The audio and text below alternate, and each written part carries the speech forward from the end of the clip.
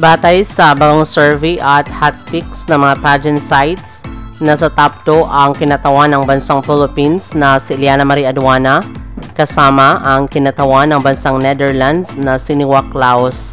Sila talagang paborito na manalo sa Miss Earth 2023. Magaling din sila sa communication skills at stand out ang kanilang preliminary performance.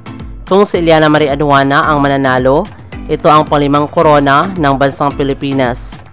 Kung si Miss Netherlands Niwa Klaus naman ang mananalo, ito ang pinakaunang korona ng kanilang bansa. Samantala, gaganapin ang Grand Coronation Night ng Miss Earth 2023 sa December 22 sa bansang Vietnam. Maraming salamat sa panonood. Para maging updated ka, huwag kalimutang mag-subscribe.